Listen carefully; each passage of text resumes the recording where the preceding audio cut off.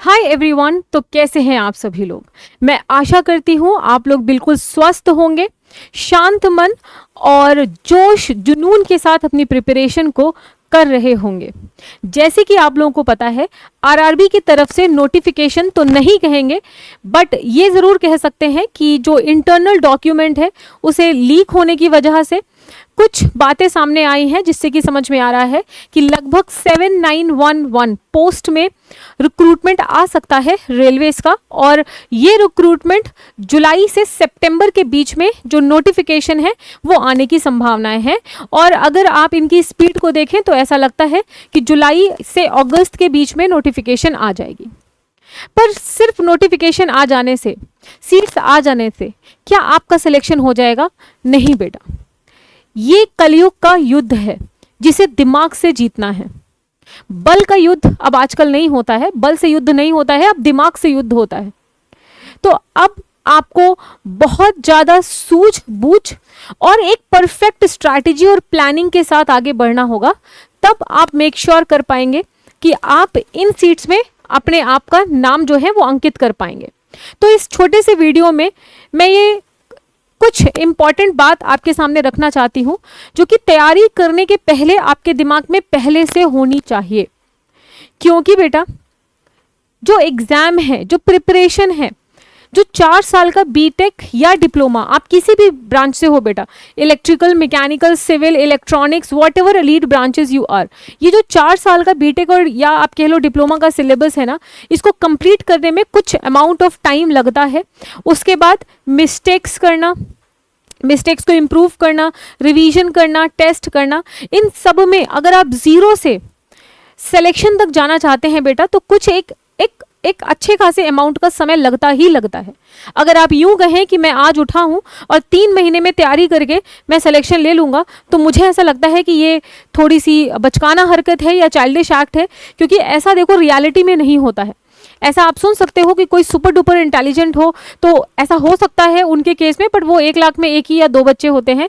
ऐसा हर किसी के बस की बात नहीं है। तो अगर आप एवरेज हैं या आप अपने आप को बिलो एवरेज मानते हैं और तब भी सिलेक्शन लेना चाहते हैं, तो आपको एक परफेक्ट प्लानिंग और स्ट्रैटेजी करने की आवश्यकता है। आपको पता होना चाहिए कि जब ये नोटिफिकेशन आएगा तो एटलीस्ट कितना टाइम आपको मिलेगा और आपको कब स्टार्ट कर देना है। देखो, आपको स्टार्ट करना है या नहीं करना है, ये मैं आपके ऊपर छोड़ देती हूँ।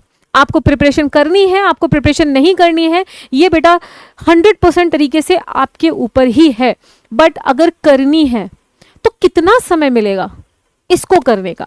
तो इसके लिए मैं यहाँ पर जो लास्ट ईयर का डेटा था, लास्ट ईयर जो एग्जाम हुआ था 2019 में, उस एग्जाम के डेटा के हिसाब से हम एक प्रेडिक्शन करेंगे कि नोटिफिकेशन आने से आपके जो CBT 2 का एग्जाम है उसमें आपको कितना समय मिलने वाला है।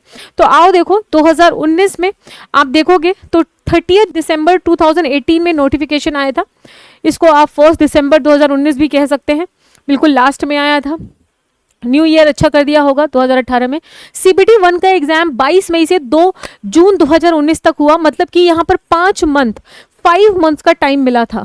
उसके बाद जो रिजल्ट है आपका CBT 1 का, लगभग आप ये देखोगे 2 जून से अगर 13 अगस्त तक देखोगे तो 2.5 मंथ, मतलब 2.5 महीने बाद आपका रिजल्ट आया CBT 1 का। और CBT 1 के रिजल्ट के तुरंत 15 दिन बाद, 0.5 मंथ्स बाद आपका CBT 2 का एग्जाम हुआ। अगर ये पूरे टाइम को आप मैच करा लेते हो तो ये पूरा प्रोसेस जो है वो 8 महीने में कंप्लीट हो गया।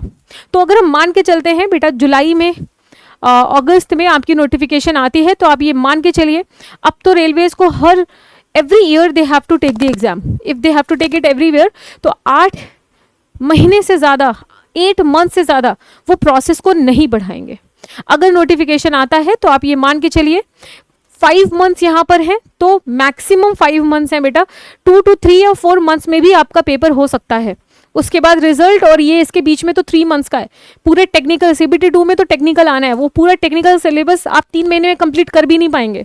आप समझ रहे हो इस बात को? CBT 1 के बाद अगर आप ये सोच रहे हो CBT 2 की तैयारी करेंगे, तो बेटा 3 मंथ्स में आप पूरे 4 साल का डिप्लोमा बीटेक का जो भी सिलेबस है वो आप 3 महीने में कंप्लीट कर भी लेंगे, तो रिविजन, प्रैक्टिस और ये सब कब करेंगे, वो चीज़ें नहीं हो पाएंगी। तो आपको समझ में आ गया होगा कि अगर नोटिफिकेशन आती है तो आपके पास कितना समय होगा।